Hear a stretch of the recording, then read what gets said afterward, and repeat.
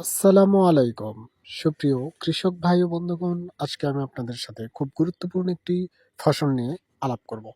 যেমন ধরুন, এই শীতকালের মধ্যে সবচেয়ে প্রচলিত এবং জনপ্রিয় একটি ফসলের নাম হচ্ছে ঝিঙ্গা।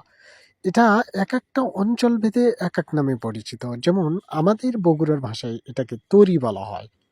এই তরি চাষ করে আমাদের এলাকার মানুষ তারা ভীষণভাবে তাদের জীবনকে পরিবর্তন করে ফেলছে। তরি চাষ করতে তেমন কোনো পরিশ্রম হয় না। তরির বীজ রোপণের পর থেকে ৩০ থেকে ৩৫ দিনের মধ্যে আপনি ফসল সংগ্রহ করতে পারবেন।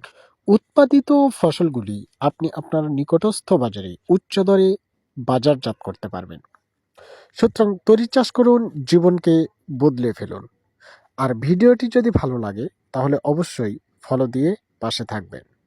আসসালামু আলাইকুম। ধন্যবাদ সবাইকে।